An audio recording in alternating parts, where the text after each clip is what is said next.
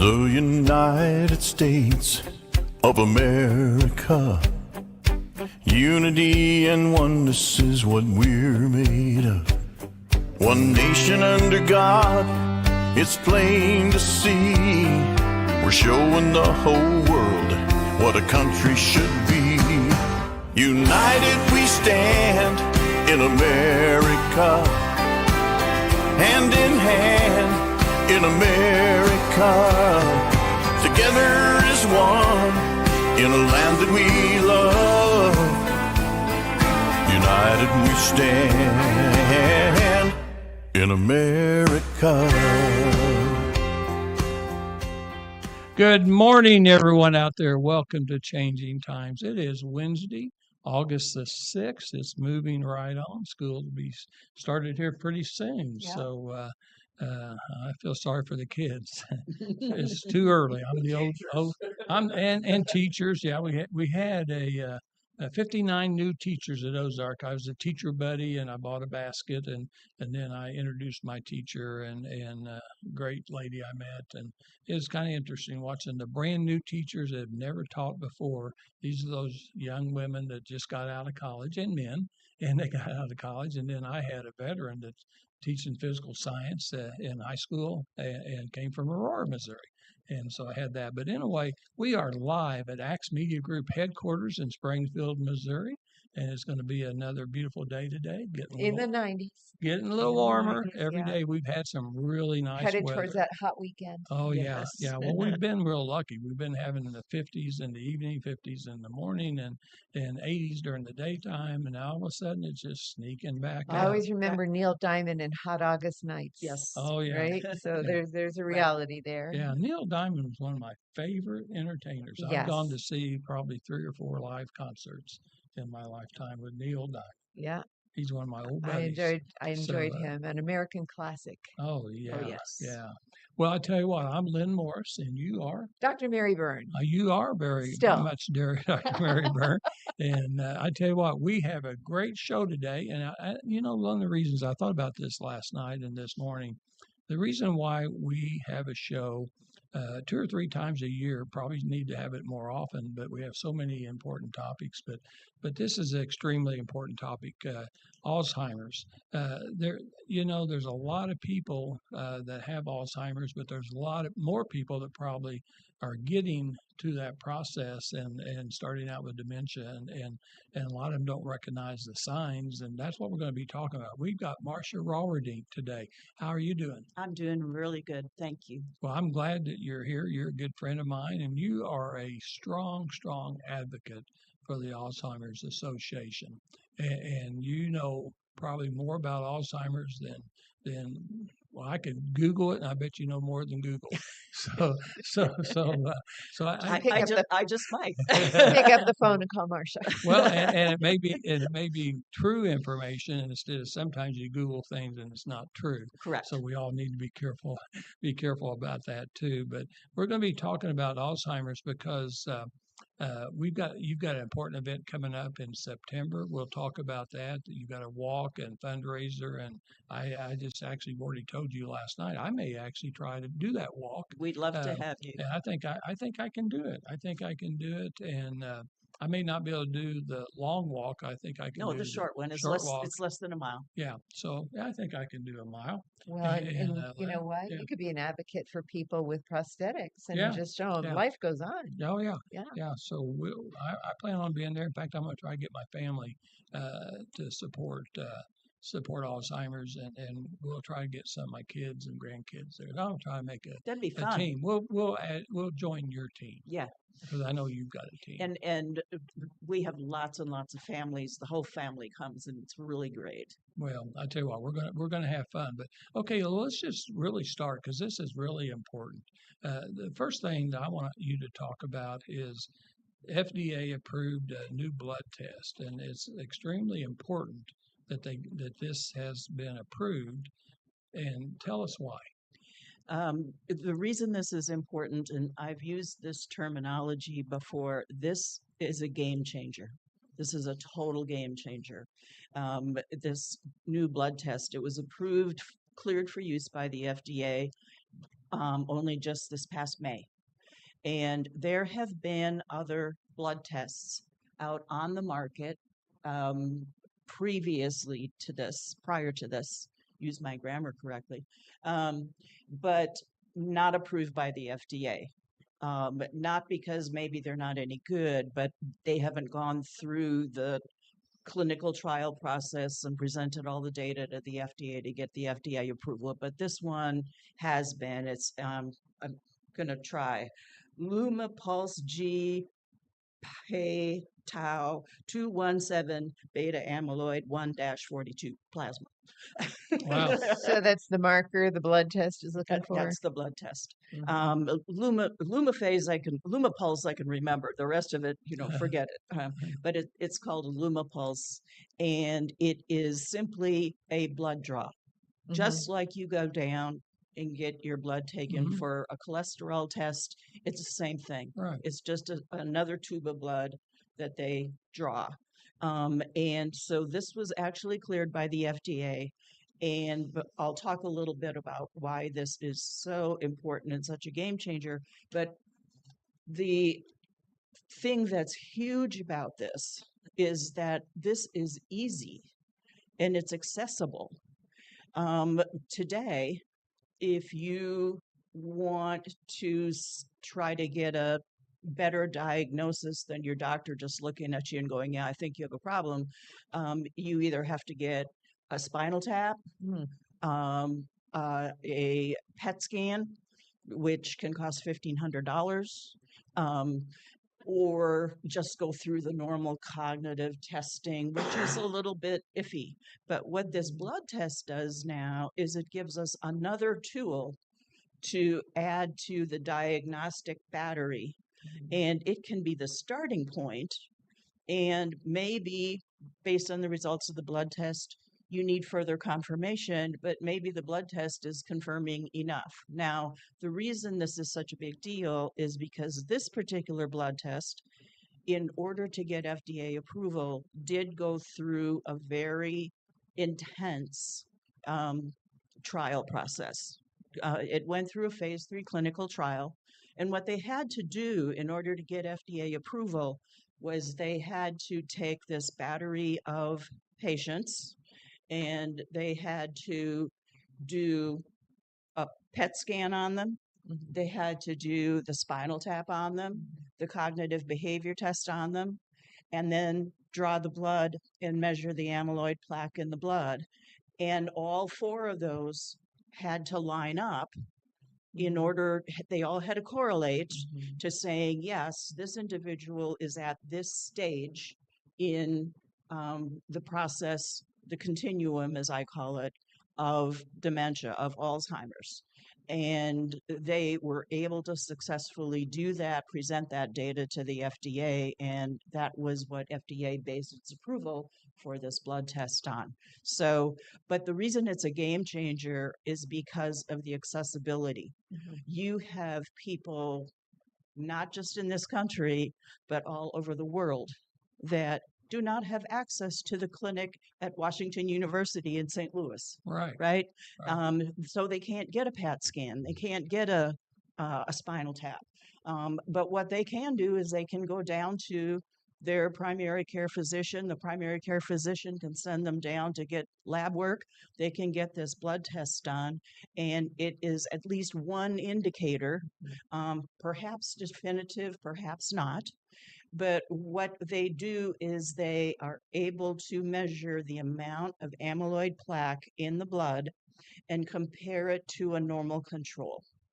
And based on that, where it is on the continuum of how much amyloid plaque is in the blood at any particular stage of the disease, they can now say, hey, you're in mild cognitive decline, you're in early stage Alzheimer's. And so this is now something that's accessible by people in rural areas. It's also accessible by people in, countries in Africa. And that's why this is a game changer, because this can change everything globally.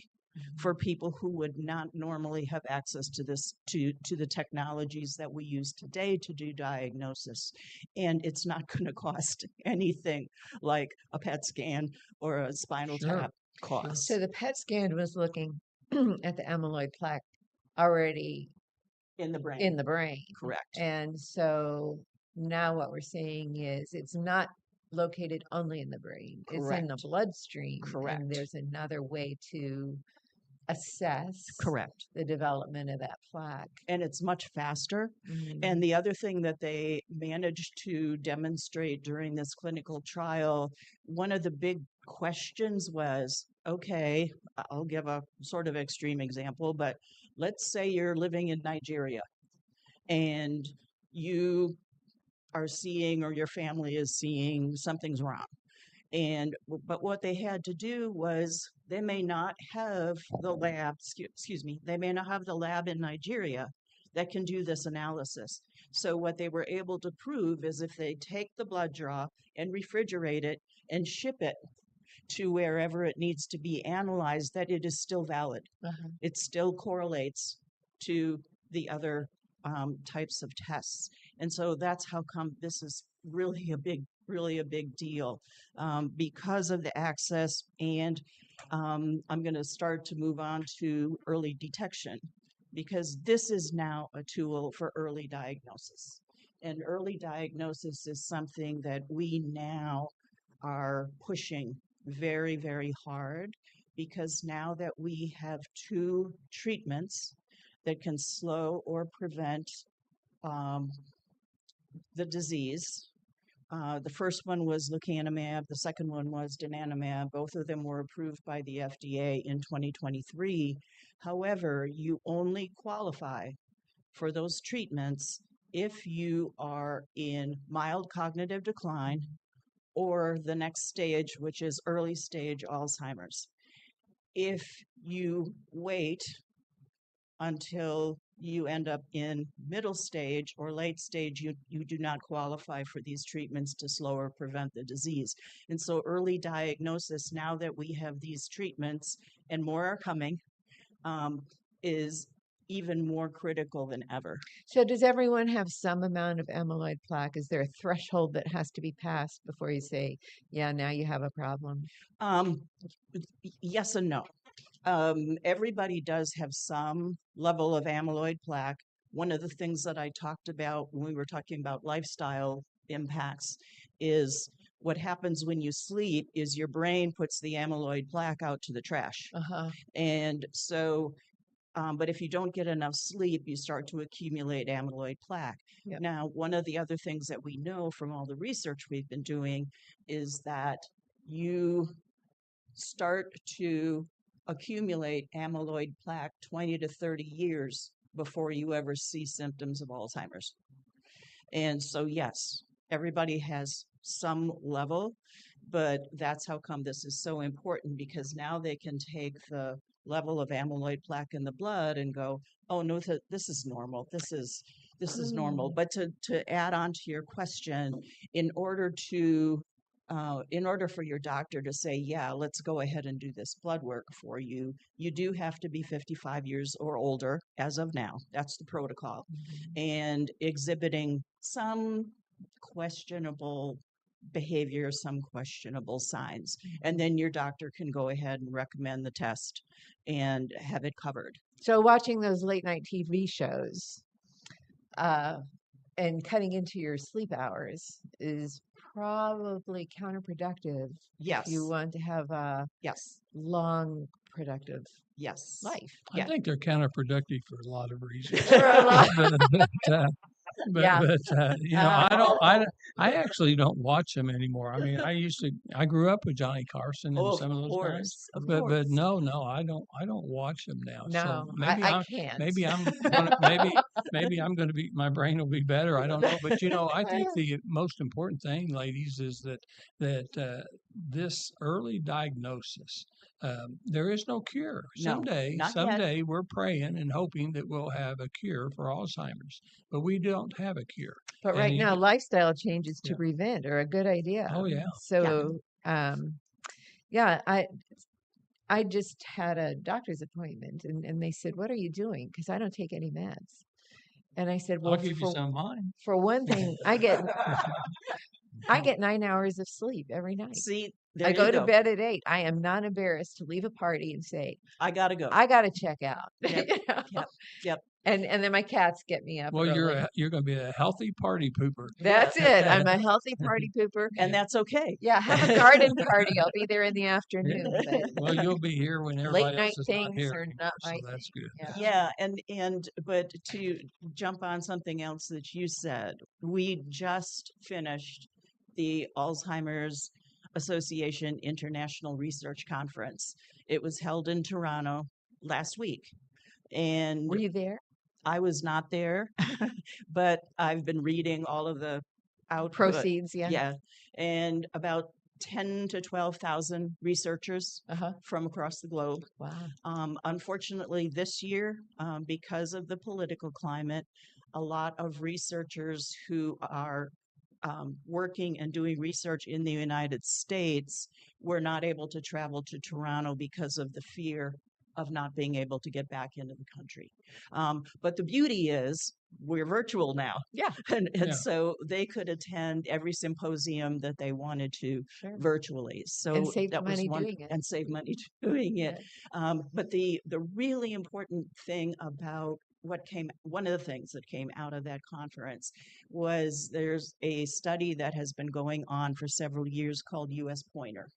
And US Pointer was a study that was basically enacted in order to confirm a study that was done in Finland that demonstrated several years ago that lifestyle changes do have an impact on the timing of the onset of this disease if you are going to perhaps be subject to it. So the association initiated a study called US Pointer, where they basically tried to duplicate the study that had been done in Finland, and it did in fact confirm that It was replicated. it was replicated, that lifestyle factors like sleep, like diet, like exercise, and challenging your brain all do contribute to delaying or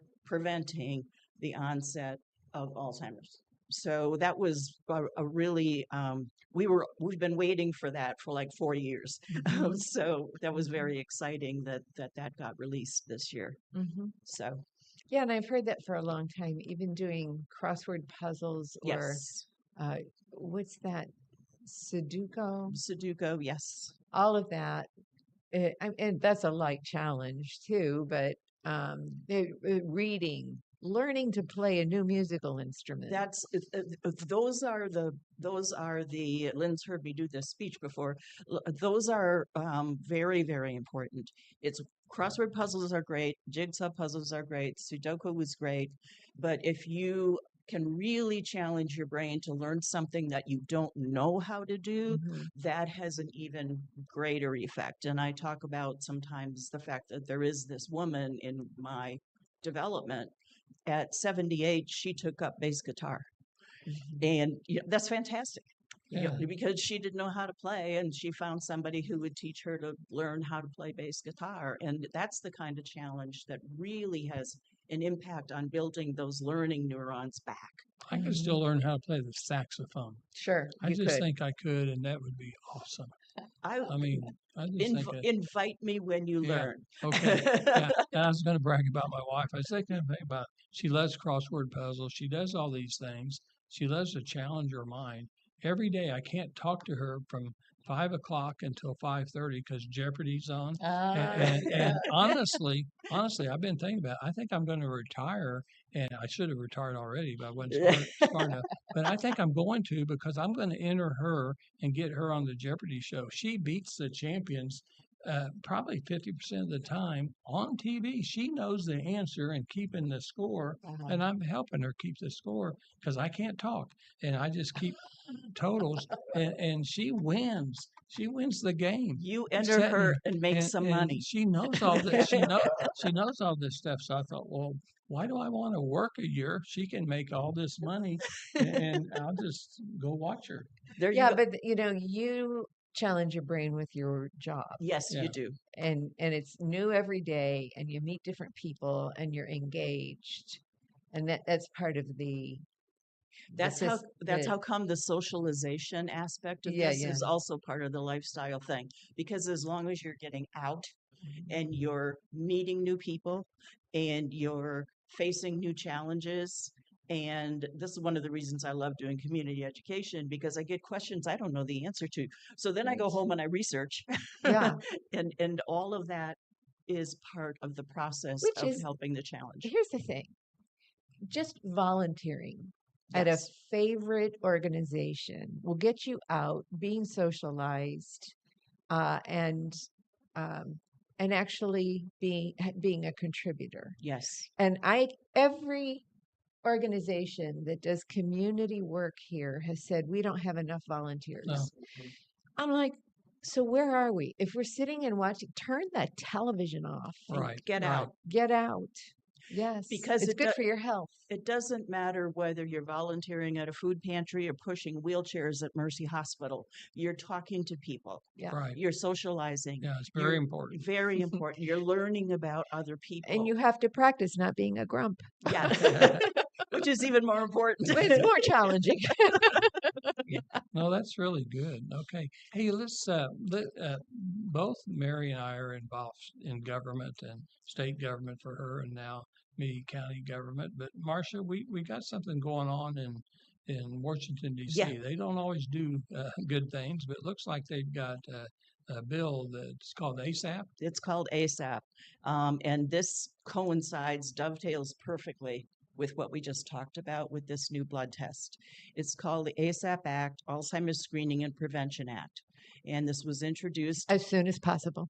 ASAP, ASAP. ASAP. That's why it's called ASAP. Because we find an acronym for everything, and they managed to find an acronym that actually fit, Yeah, it's a good. So, but it was introduced by one of our best champions, Susan Collins in Maine. And she's absolutely fantastic. And she was in person at the forum when I was there in Washington in June. Again, I love her to death.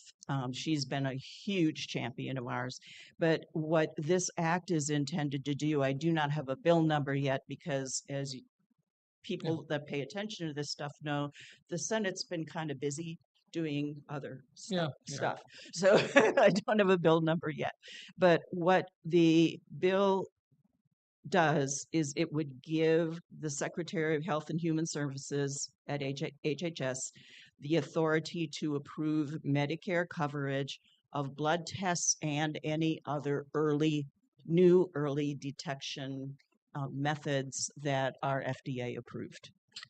So that there's another route to get that done, but it can take 5 years. What this would do would be shortcut that and let the HHS secretary say, yes, this is an FDA approved.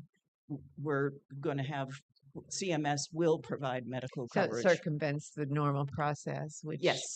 it's a concern, because the biggest contributor to political campaigns is the pharmaceutical industry. Exactly. And if you're cutting into their profit making, Yes. they're going to work against this. Yes. So everybody has to know Yes.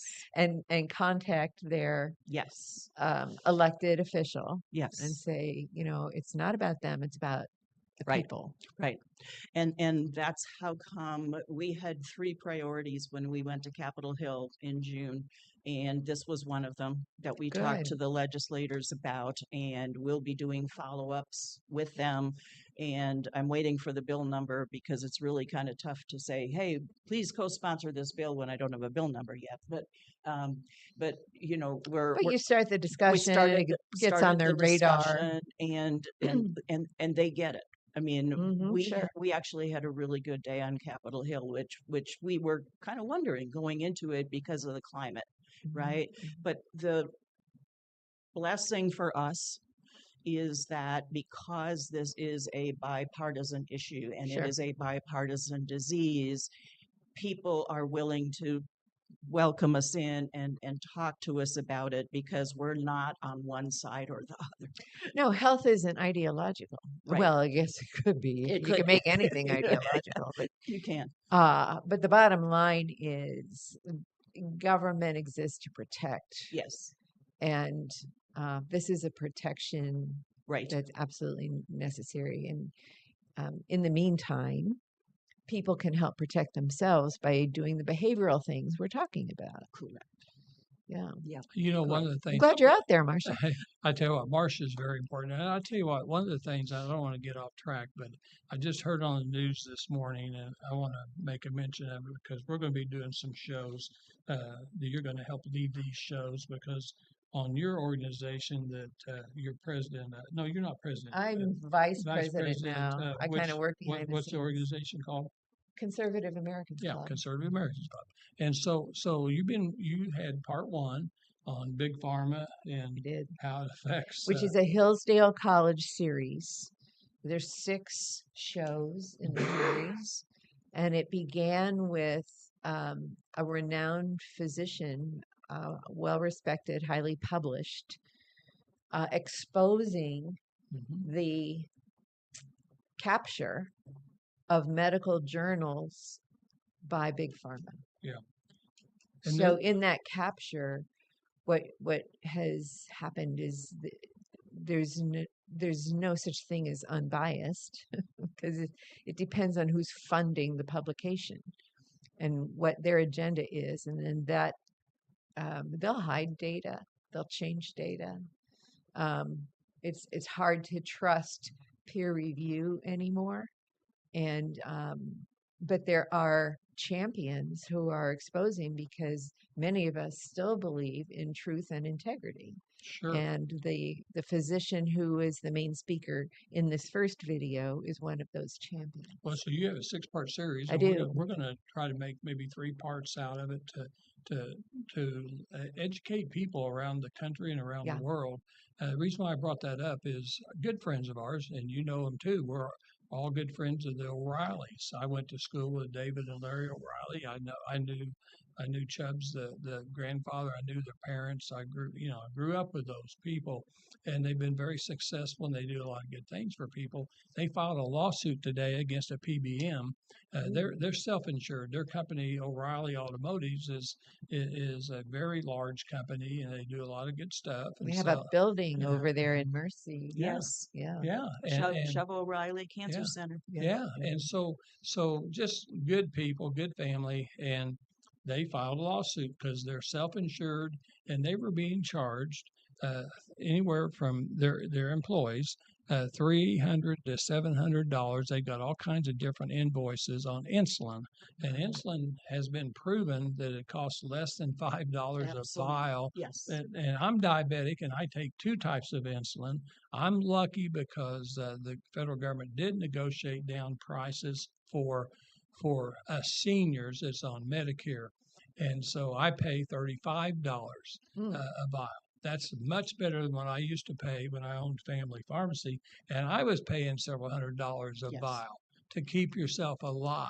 These are Yeah. things that keep yourself alive. Yeah. So I'm really So there's news on that yeah. too. So I'm and excited to yeah. be part of your discussion because I know what they did to me in 43 years owning my pharmacies. I know what they did, and I know what the PBMs did, and so I'm going to be interested in doing that. But Explain PBM. There's people. well, pharmacy benefit managers, the middleman. Mhm. And when they first started out, they were very innocent. They just had a processing fee for every prescription. They were brokers. And they were brokers. And just a little, I think it was started out to be like 20 cents, 15, 18 cents, 20, and it just It kept was going very up. small. Yeah, it kept going up higher and higher. Then all of a sudden they decided Oh, Hey, I we're think going to I, make a I profit. think I can be part of the I'll do the formulary. I'll decide who gets what medicines get to cover. You got to pay to be in the formulary. So then they started charging big pharma for being in the formulary. If you're not in the formulary, then the doctors can't write the prescription. Exactly. And then that started affecting prices, everything. And then the PBMs decide, you know what, the pharmacist, he doesn't have any control. Instead of giving him his regular dispensing fee, I'll just cut his dispensing fee in half, and so it's just on and on and on. But anyway, let's get back. So let's talk about Well, it this. tells you how vulnerable prescriptions are to profit-making greed And they're Correct. vital to every when they're citizen in vital this to country. life. Yeah. Yeah. Well, let's talk about behaviors. Your mom, my mom, we saw it. We saw the very beginning stages of Alzheimer's. We saw the end. Uh, so one of the most important things that we're talking about early treatment and early diagnosis is what do we look for? Yep. And I want to touch on this just because it is something that is common, but it also doesn't get talked about very Okay. much, at least outside of your own home.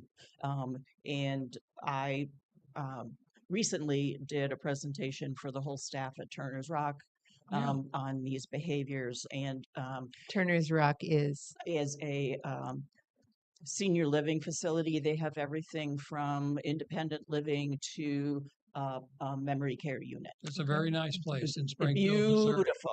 Very nice in Springfield, It's Missouri. in fact, it's so nice. They have a gym, they have a bar. I was like, how old do I have to be to to move in here? Yeah. It's well, no, they're it's a beautiful. supporting all of those positive behaviors. we're talking No, it's a beautiful facility, and Brad Eldridge there does a great job. And he's a great friend of mine. So Yeah. Brad is a good guy. He's a really good. Yeah.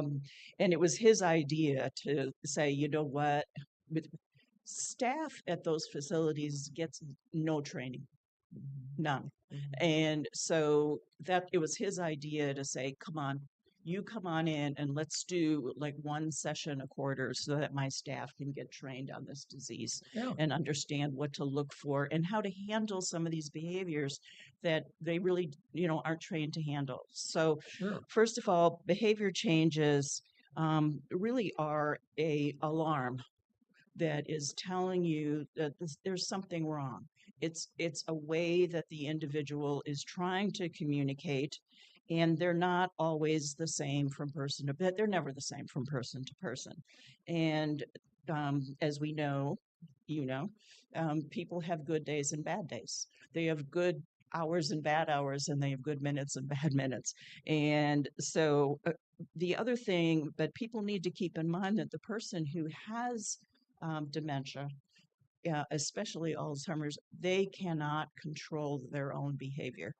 And that's really hard for people to sort of digest because you want to look at them and go, well, cut it out.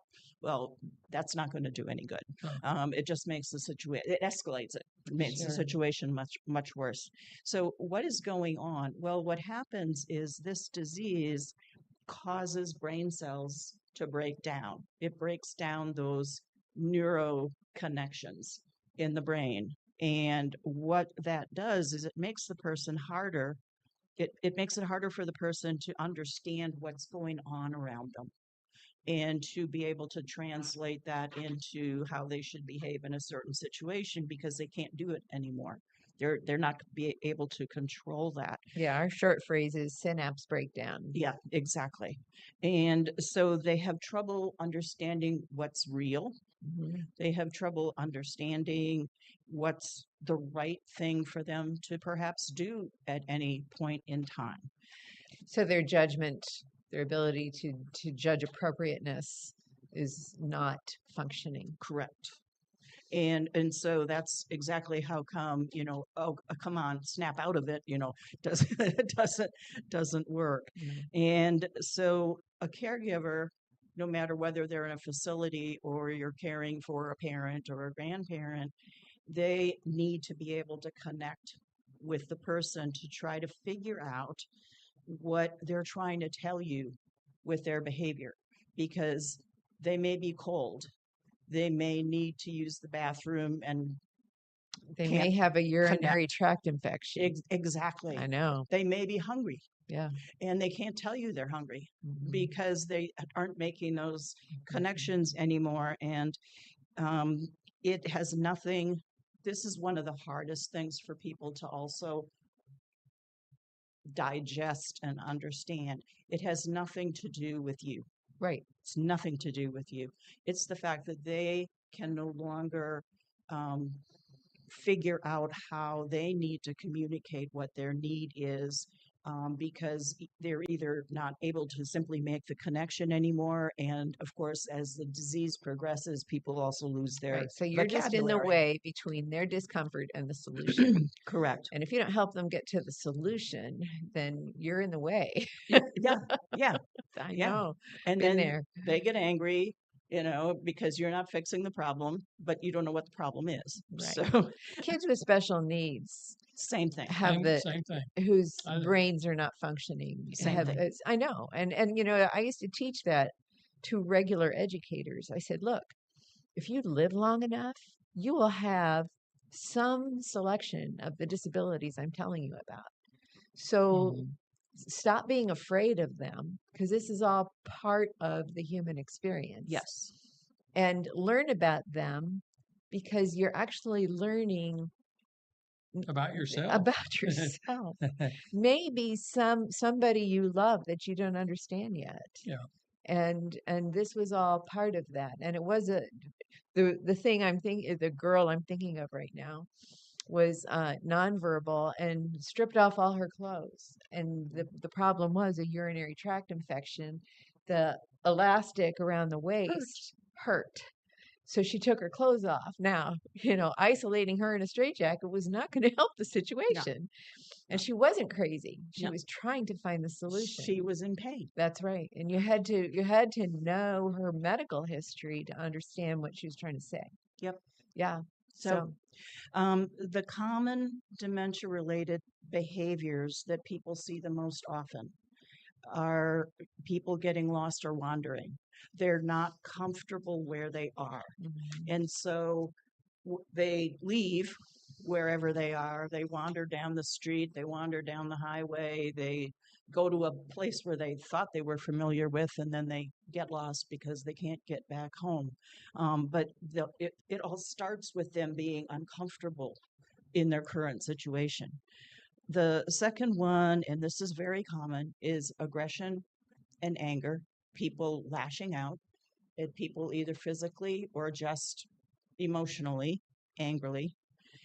Anxiety and agitation is another very, very common one. People get very anxious in situations that they're no longer comfortable in, and I'll talk a little bit more about that. And then suspicion and delusion, paranoia. And we've talked about this before. So those are the main behaviors that we see. But the important thing that I want to mention is, to your point, Mary, to help the situation, you need to try to understand what the trigger is. And in this young lady's case, the trigger was she had a UTI and she was very uncomfortable, and so she took her clothes off because that was the solution that she had. But you need to understand the trigger. So sometimes the trigger's physical, like in that particular situation, they're in pain, they're in some kind of discomfort, or there's some other unmet physical needs. I mean, they may even have, a rash from laying in the bed position too long. I mean, the hospitals around here have what they call turn teams, but when you go home, you don't have a turn team to make sure that you keep flipping over like a flapjack, to make sure you don't get bed sores. Social is another trigger. This happens, you see this most often, I guess, at, let's call it family gatherings, where what you see is all of a sudden there's several people in the house, And the individual who used to be part of those gatherings and still now is very confused, doesn't know some of these people anymore. Sometimes it's just overwhelming because it's too many people, and the noise level goes up. And as the noise level goes up, the anxiety goes up. And so social occasions, be it church, be it a family gathering, be it I'll even use an example of going shopping with your caregiver or a family member, and all of a sudden you've got a woman screaming at her kid in the next aisle. That can be a trigger, because that raises this discomfort. Like, I don't want to be here. This is not comfortable for me. Environmental: are they cold? Are they too hot? Is the television too loud?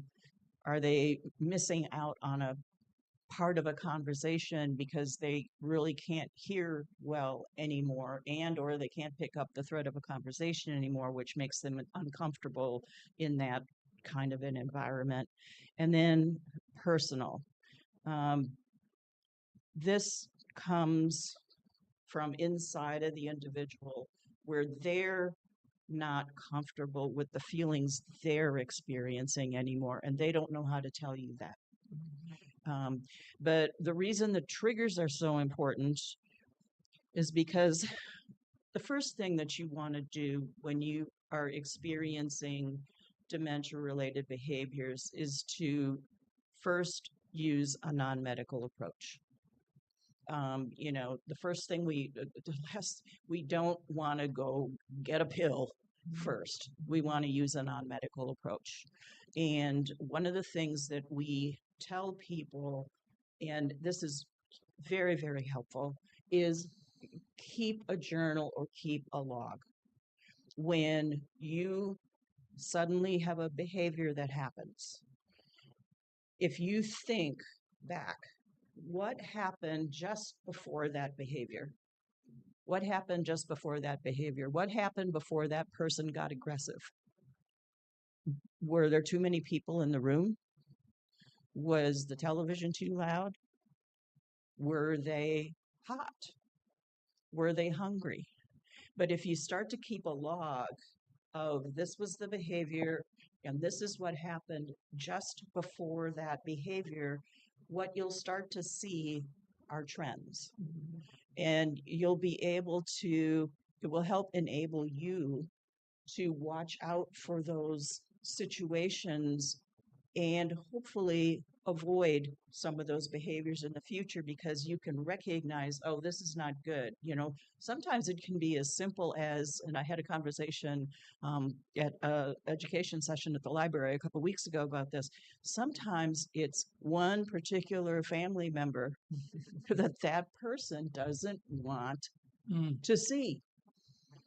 And so, you can still see them, but you have to figure out a way to see them where the individual is not there. Because one person, that personality, that tone of voice, that facial expression, body language, can all lead to being a trigger for an individual that is subject to this disease, because those kinds of things cause disruption inside, and the individual can't tell you the reason. So it helps to actually keep a log of when you see a behavior and what happened just before that behavior, because it can help you avoid additional types of those behaviors by avoiding those situations in the future.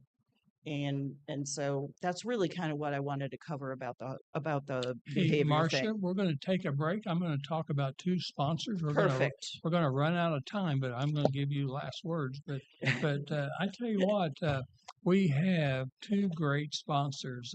The Brad Pistow is our first sponsor. He has been a sponsor of mine for many, many years on my first talk show also. for I think 5 or 6, 7 years on that one, and then almost 5 years on this one. So Brad Pistow, certified fiduciary financial planner located in Ozark, Missouri. He's on Farmer Road, and he actually, I, I hope you have a pencil and paper because I'm going to stall just for a second. Get your pencil and paper out. You need to write this down. And I hope you've taken some good notes because the information Marcia is giving you is very, very good too, very important. But their phone number is 417 581 9222. 417 581 9222. Now, I will guarantee you that when you call that number, you will get a lady that will answer the phone, and actually she'll take care of you. You'll get a free book. They'll send you a free book. He's written 2 best-selling books, Safe Money Matters, Bulletproof, both #1 best-selling retirement books on Amazon. They're at Barnes and Noble. You can get them wherever you buy books. He'll send them to you free. He'll send you information. Jan and I have an appointment at 3 o'clock this Friday. We're doing another investment. My family uses him. A lot of my friends use him. He speaks all over the country. So many times you definitely have to make an appointment. You just can't walk in, unfortunately, because he's extremely busy. He writes articles for USA Today, the business and financial section. He writes for Wall Street. He writes for all kinds of journals and newspapers. He absolutely is one of the best financial planners in the entire country. Licensed in many states, has associates in all 50 states, so he doesn't charge you when you talk to him. This is awesome. So if something doesn't work out, you've not spent 1 penny, but you'll get a lot of good advice and things like that. So we highly recommend him. Let them know that Mary and I sent you guys to him. And during Axe Fest, we found one of the ladies here. There was Axe Fest on a Sunday that wanted to know how to get hold of Brad Pistow. So I sent a potential client to him, and that's what we do. Okay, the next sponsor is John Whittaker. Used to be with Youngblood Motors, and now it's Springfield Nissan, Springfield Kia. They're located in Springfield, Missouri. They are located in 2 places on South Campbell on one side, and then used cars on the opposite side of South Campbell, 3535 South Campbell, 3509 South Campbell. Their phone number, and Susan will answer the phone, 417-882-3838. 417-882-3838. That's the number you'll call, and you can get the new cars at Nissan, new cars at Kia, or you can get used cars. You make that one call, they're going to take care of you. I like the used car department because they sell a lot of certified cars. That's kind of what I buy. I don't buy brand new cars. I buy cars with very low mileage on them. You pay a little bit more, but you get a warranty and you get certification that they've gone through many, many points. And we'll both have Brad Pistow on our show, and we're still working on that. In fact, actually, Friday when Jan and I go there, we're going to have my calendar, and we're going to lock him in on a show. And then also we're going to have either Aaron Swanson, the sales manager, or we'll have John Whittaker himself on our show, because people want to hear from our sponsors. They have a lot of good information, and so we want that. So anyway, that's our 2 sponsors, and we're about to run out of time. So last words, we need to talk about the walk. So Walk. The Walk to End Alzheimer's in Springfield is coming up. I can't believe it. It's coming up fast. It is Saturday, September 27th at 9 o'clock in the morning. We'll be back at Jordan Valley Park, which is where we have been for several years. Mhm. The walk committee is, as you can understand, we're like 6 weeks out. We're in super duper frantic mode now, getting all the logistics arranged and making sure we've got everybody lined up. But you can, we're always looking for teams. So if you belong to a company that you know several other people that are interested in this cause and you want to form a team, you can just you can actually Google Walk to End Alzheimer's, and it'll take you and it'll say which city are you interested in, and you can register a team yourself. Or if you want to donate to my team, you can go there and it'll say, what city are you looking for? And then it'll say, look, ask you for the team name. And my team is super duper creative. It's Marcia's team. Marcia's team. Okay. I think I can remember that, but I'm going to go ahead and write it down. That's how creative I am. Well, that's good But for we people. like easy to remember. People like for me. That's good. Okay, I got it. Marcia's Yeah, team. so September. And you have an ad. Yes. You have an ad this weekend. An ad. This The week? gathering. Oh, yeah. Yes. So I don't want to forget. So first of all, I'm going to be at Hope Church at Sparta. I know there's people over in the Sparta area watching this show right now. That is a great church. They just had Assembly of God mark their note paid. So that building and 5 acres is actually paid for now. And so they're going to be using that money for continue a food bank that they've started over there. They actually deliver every meal and the food that they have for the week. They actually don't have to come and get it like a lot of places, because they realize over there in the eastern part of Christian County, the transportation is not as good for a lot So of they people. have a lot of And so, volunteers. So they do. They have That's some excellent. really good people, and they make sure that people have food. The other thing they're getting ready to do is start a Christian elementary school. And so that's a big endeavor, being education. Absolutely. And this is a lot of planning that has to go into that, and accreditation and things like that. So very good. I'm going to be speaking. They've asked me to give a little message Sunday, and then all of a sudden I'm going to be driving up to Springfield from Sparta. That's a little ways, and make sure I drive the speed limit. So I'll be trying to stay under control. But I want to come. We're having a gathering. We had one 2 weeks ago at Axe Fest, and gatherings are kind of an interesting thing. I think that I'm not knocking anybody, but I'm thinking big mega churches, different denominations are all arguing with each other, just like you see the government, and everybody's arguing with each other anymore. I think that the key is smaller groups of people gathering, like-minded people gathering together and talking about very important things, Jesus and the coming back of Jesus and things like this.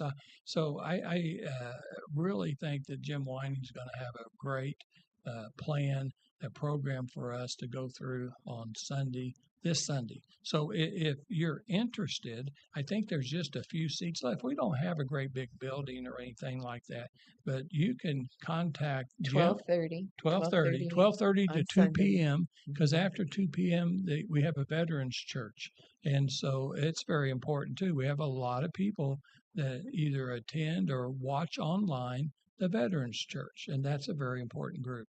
But you can contact Jim Wining. He's our CEO and Bishop of Acts Ministry.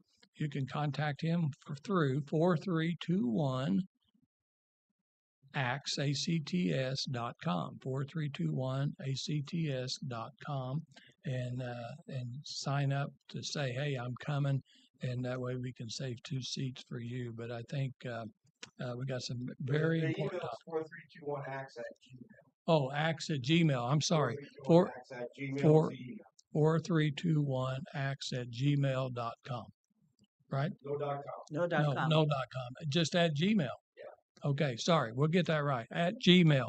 Do you have it running across the ribbon at the bottom? It's probably But good idea. anyway, that was Dennis Everson, and Dennis is a volunteer. We're all volunteers. Nobody gets paid. Jim doesn't get paid.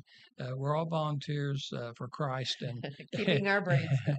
and so So anyway, hey, I think we've had a great. Marcia, you are we're kind of changing this. You've always been a difference maker. You've been a friend of mine for a long time. I really respect you and what you do. Thank You you. really help a lot of people. I like that. But we're actually going up another level. You're a super difference maker.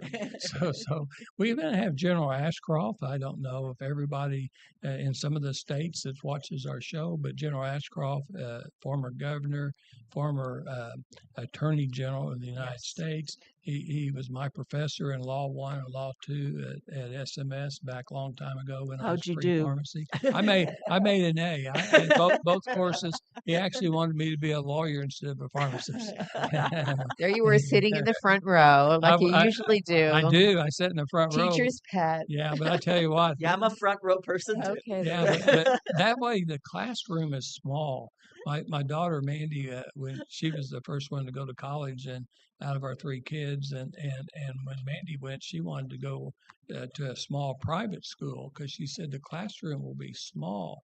And I said, well, let me tell you what. I said, I went to classes where they had 150 or more students, but when you sit on that front row, that class is just 12 foot by 30 foot. It's a small class, okay? And the teacher will know who you are, That's right. okay? And they Which won't could know. be good or bad, depending. Yeah. So anyway, hey, so we've had a great show. We appreciate you. If you like our show, be sure and tell other people, share it, and have a blessed rest of the week. And we'll be back next Wednesday.